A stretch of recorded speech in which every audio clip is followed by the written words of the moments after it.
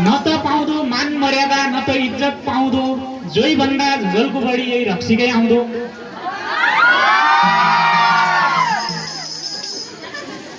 सोफानी पल्टिया जसो भुइँतो पढ्यापछि मन्छरो ओढाउने रहेछ नसा चढ्यापछि। ल हल्ला नगर्देऊ। आँखा पनि झिलिमिली चारतिर तानिदा जैठा मान्ठा भेटा पनि आफ्नै जा मानिदा। जोस आउँदो जोइ पनि पुरी छाडिल्ला भन्न जो रिस उठ्याकै 32 दाँत झाडिल्ला भन्न जो।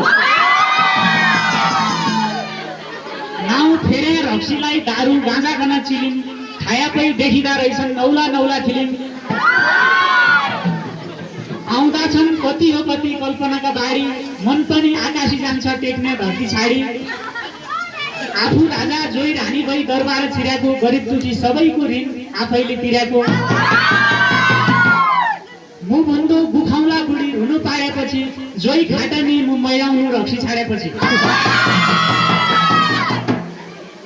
अब एउटा साँझ झगडा हुन्छ। अब स्त्री मान्छेसँग चाहिँ अलिकति यो फिजिकल्ली लड्ने क्षमता कम भएको कारणले उनीहरू अलिक विवेकी हुन्छन् र त्यो दिन प्रतिकार गर्न सक्दैनन्। झार खाएको श्रीमानसँग उज्यालो भइसकेपछि आफ्नो एउटा गुनासो सहितको एउटा त्यस्तो खालको स्नेह मिसिएको हुन्छ फेरि त्यो गुनासोसँग। त्यो खालको अब झगडा सुरु गर्छ घरको नारीले। मेरा पनि आँखा फुट्या गुहो मनी रहे बैठा बैठा लाग्दा छिया फेरा फेला पढे। घर घर चोटा चोटा लुइनाउँदो बुल्किदो अद्धरात झल्किएपछि भेलाको झुल्किदो। सिक्ने हुन् र अब यो झगडामा लोग्नेको प्रतिक्रियाको पालो परेको छ। लोग्नेको प्रतिक्रिया पनि एकदम जोरदार छ। ध्यान सुनिदिनु होला। छोरानी नआया भया कस्ती छिन् उहिले अझ मेरा लागि ज्यान फाल्ने जस्ती छिन्। म पनि त कमका थिएँ यही गाउँका कोही भन्दा राणो बस्नु जाति भने तँ जसी जोइ भन्दा।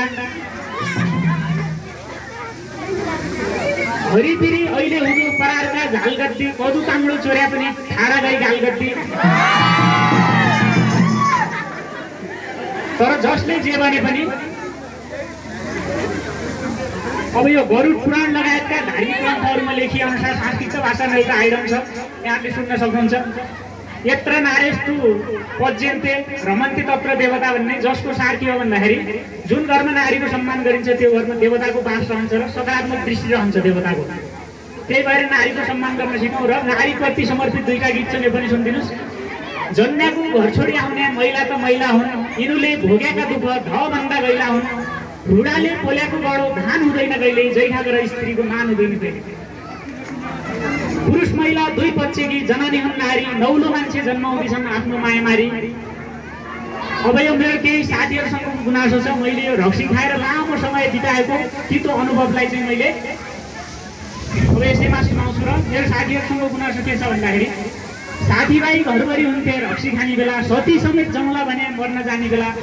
ओछ्याइ फाट्यो मेरो टालो कसैले फेरान, गन्तव्यमा पुगेपछि फर्केर हेरेन। आफ्नै भाइ हाल्नु पर्यो फिर बेथाका पोका, सकियो भएको दौलत सबले दिया धोका।